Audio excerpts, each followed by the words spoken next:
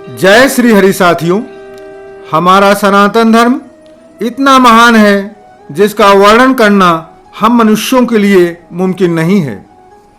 जिस प्रकार परब्रह्म परमेश्वर का कोई आदि और अंत नहीं है, उसी प्रकार हमारा सनातन धर्म एक ऐसा धर्म है जिसे स्वयं परब्रह्म ने उत्पत्ति किया है।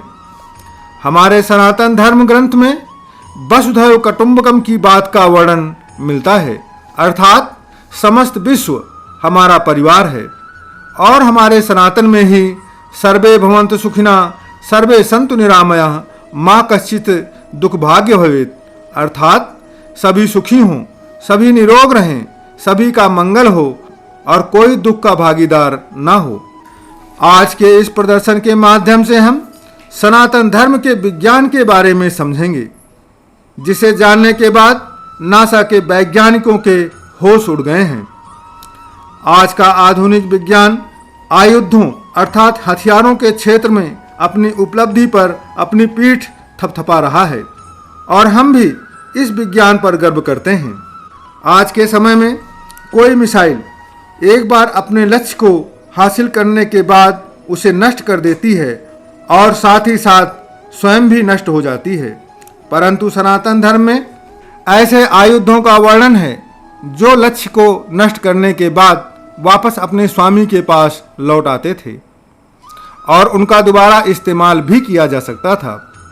ऐसी तकनीकी आज के विज्ञान के लिए एक कल्पना मात्र है। ऐसे ऐसे बाण हुआ करते थे जिनका संधान करना अर्थात छोड़ने के बाद वह पूरे के पूरे ब्रह्मांड को एक ही बाण से पूर्ण रूप से नष्ट करने में सक्षम थे। आज हमारे पास ऐसा कोई हथियार नहीं है। जिस समुद्र के एक छोटे से बरमुडा ट्रायंगल के रहस्यों को सुलझाने में आज तक हमारा आधुनिक विज्ञान सफल नहीं हो पाया है, उसी समुद्र का हमारे सनातन धर्म ने जैसे दही को मथा या मंथन किया जाता है, उसी प्रकार मंथन करके इसमें से 14 प्रकार के रत्न निकाले थे। यह करना तो दूर, आज के आधुनिक विज्ञान के लिए यह सोचना भी संभव नहीं है। आज हमारे आधुनिक विज्ञान के पास कई संसाधन होने के कारण आधुनिक पुलों का निर्माण आसानी से कर लेते हैं, परंतु साथियों त्रेता युग में भगवान श्री राम जी ने समुद्र पर एक सेतु का निर्माण किया था। हमारे देश भारत के दक्षिण पूर्व रामेश्वरम और श्रीलंका के मध्य में है। इसकी लंबाई हमारे सनातन धर्म ग्रंथों के आधार से 100 योजन, एक योजन मित्रों 12 किलोमीटर का होता है और चौड़ाई 10 योजन की वर्णित है। इतने लंबे चौड़े सेतु का निर्माण करने में श्री राम जी की वानरी सेना को मात्र 5 दिवस लगे थे। वह भी बिना किसी सहारे के बनाया गया था, जो आज के आधुनिक विज्ञान के पास इतने अधिक संसाधन होने के बाद भी ऐसा सेतु बनाना कल्पना मात्र है। पहले हमारे ऋषि मुनि जहाँ चाहते थे वहाँ मन की गति से पहुँच जाते थे। जैसा बेस चाहते थे वह वैसा ही बेस या उसी प्रकार अपने आप को क्षणों में परिवर्तित कर लेते थे। ऐसे कई उदाहरण हमारे धर्म ग्रंथों में वर्णित हैं। जैसे हनुमान जी जो भी चाहते थे वह बन जाते थे। मारीची जो किसी भी रूप को धारण कर सकता था। रावण भी भेष बदलने की कला में परिपूर्ण था। ऐसे ऐसे विमान थे जिन्हें किसी भी प्रकार के ईंधन की आवश्यकता ही नहीं होती थी। ऐसे भी विमानों का वर्णन मिलता है जिनमें हमेशा बैठने का एक स्थान रिक्त रहता था, अर्थात खाली रहता था। जैसे पुष्पक विमान, चाहे यात्री कितने भी हों। ऐसी तकनीकी हमारे आज के विज्ञान के लिए केवल और केवल एक कल्पना है। सनातन धर्म के सिद्ध योगी और मुनि सभी ग्रहों पर जाकर उनके बारे में शोध किया करते थे और उनकी सटीक जानकारी ग्रंथों में वर्णित करते थे। वह चाहे हमारे सौरमंडल के ग्रह हों या फिर अन्य लोक के हों। पहले पृथ्वी पर ऐसे ऐसे मनुष्यों के बारे में वर्णन मिलता है जिनसे सहायता मांगने के लिए देवता भी आते थे। जैसे राजा दशरथ जो देवताओं की सहायता राक्षसों के साथ युद्ध के दौरान किए थे। महर्षि दधीची जिनके पास देवराज इंद्र स्वयं उनकी अस्थियां मांगने आए थे।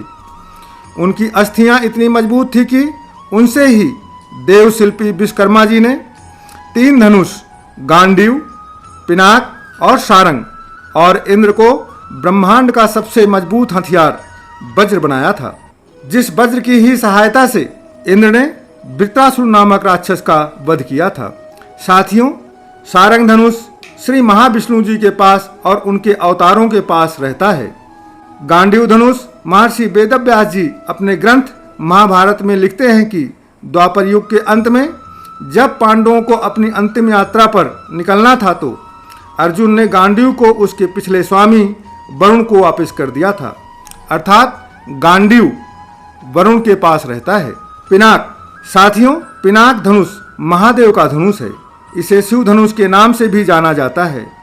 यह वही धनुष है जिसे श्री राम जी ने सीता जी के स्वयंवर के दौरान भंग किया था।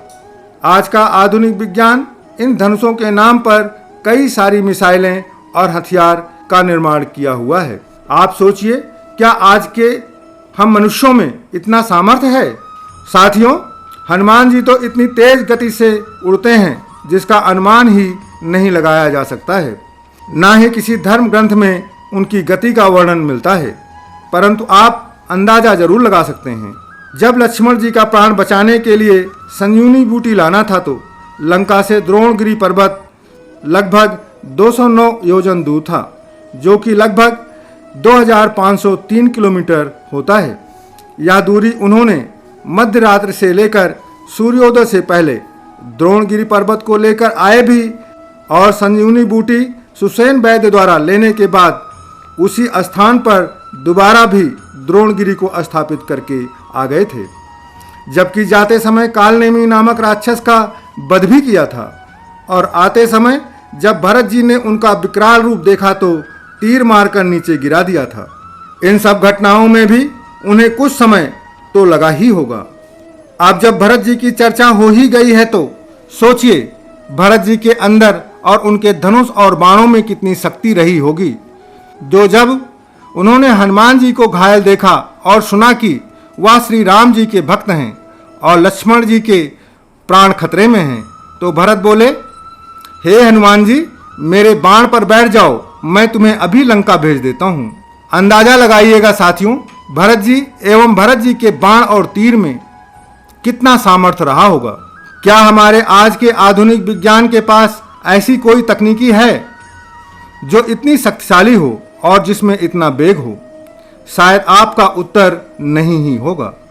हनुमान जी जब सूर्यदेव को फल समझकर खाने गए थे तो कुछ ही क्षणों में वह सूर्यदेव के पास पृथ्वी से पहुंच गए थे, जबकि पृथ्वी से सूर्य की दूरी आज के आधुनिक विज्ञान के अनुसार 152.06 मिलियन किलोमीटर है।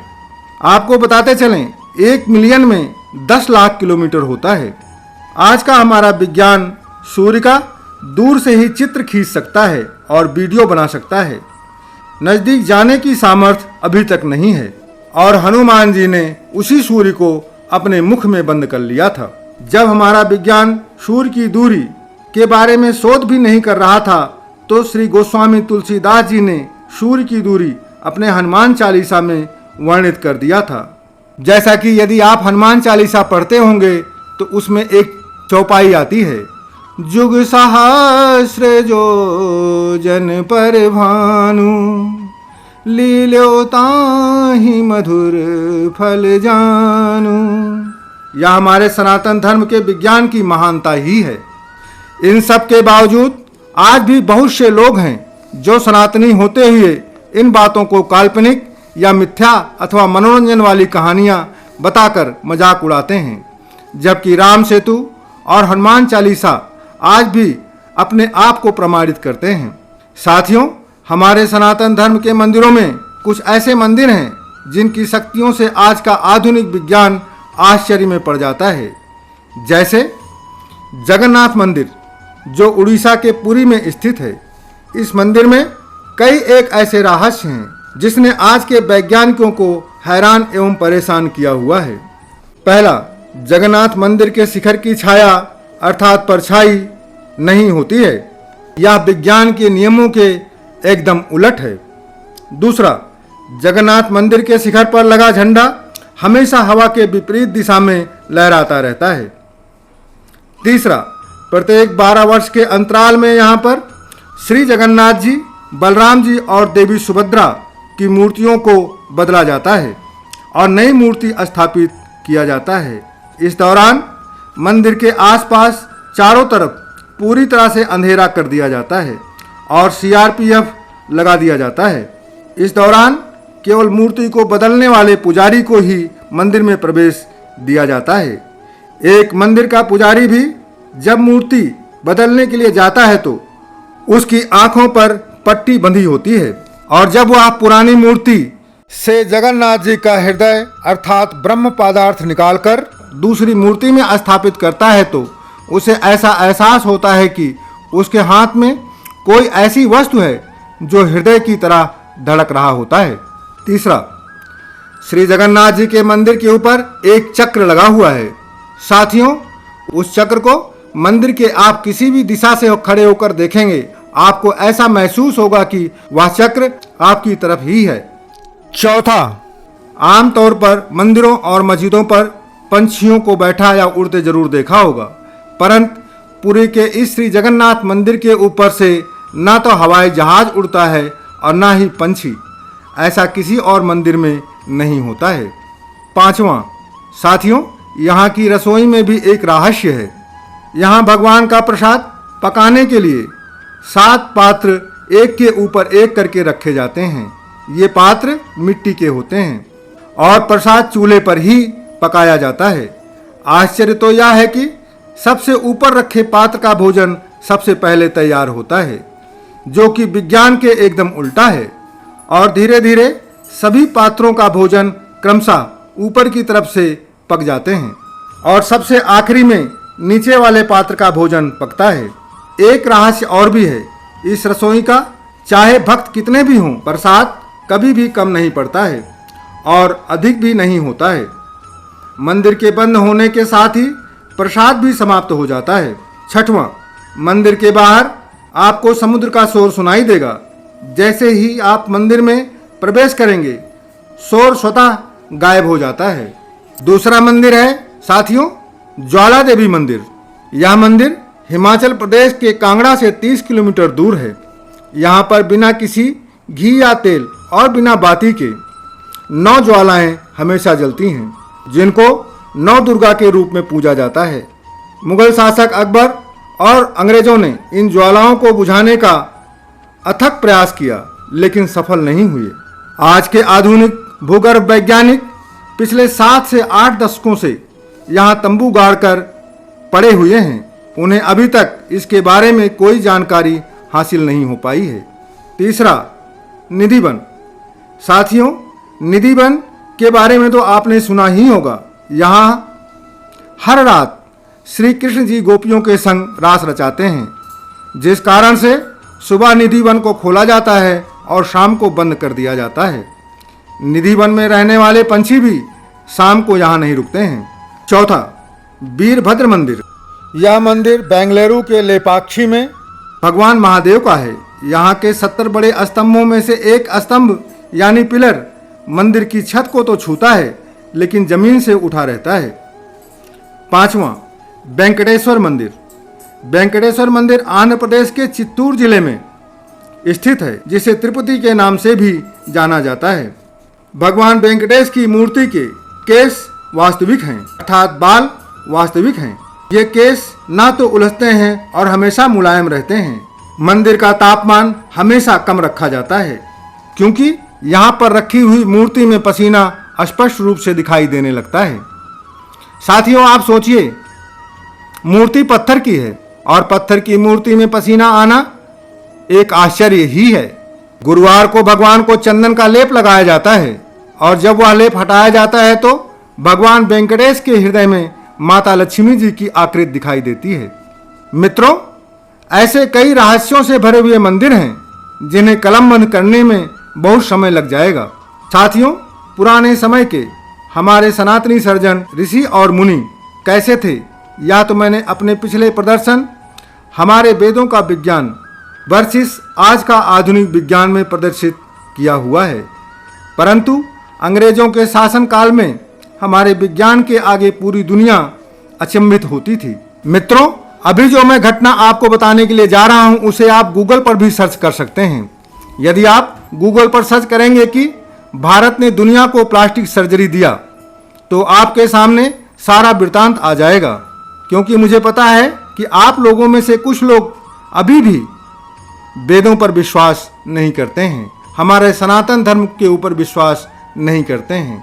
अंग्रेजों के शासनकाल में हमारे विज्ञान के आगे पूरी दुनिया अचंभित होती थी।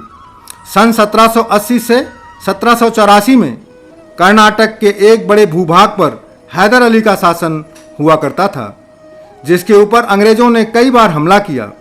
एक बार के हमले का वर्णन एक इंग्लिश अधिकारी ने, जिसका नाम था कर्नल कूट, जिसने हैदर अली पर आक्रमण किया और अंग्रेज हार गए। तो हैदर अली ने कर्नल कूट की नाक को काट लिया।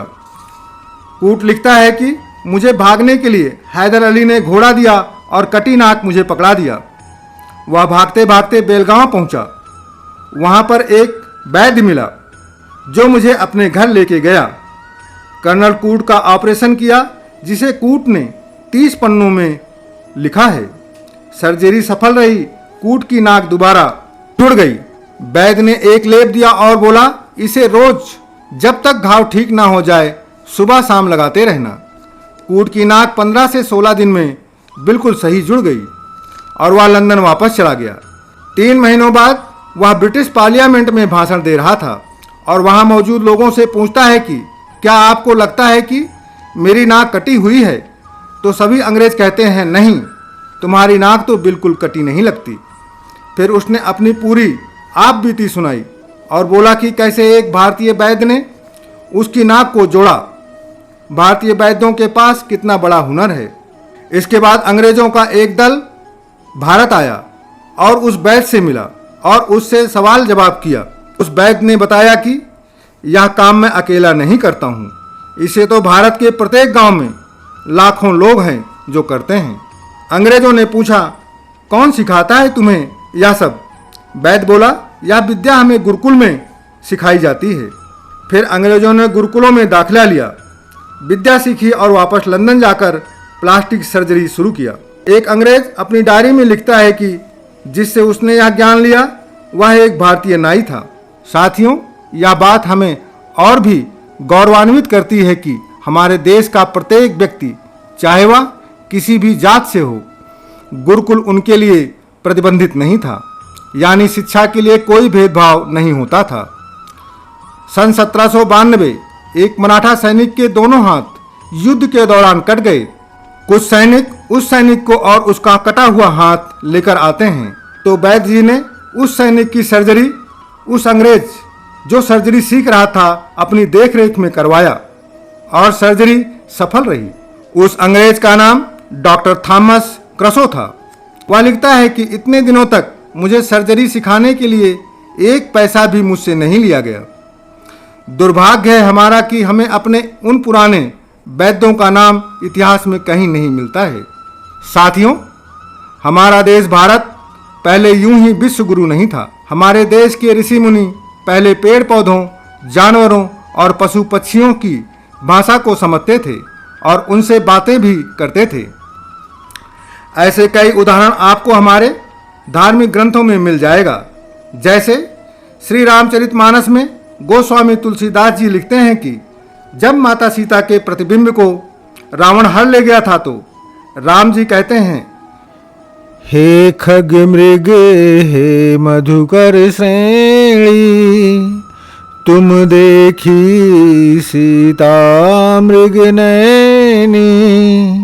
दूसरा, जब जटायु का पंख रावण से सीता माता को बचाने के लिए रावण ने काट दिया तो श्री राम जी जब जटायु से मिलते हैं तो राम जी को वह सारा वृत्तांत सुनाता है।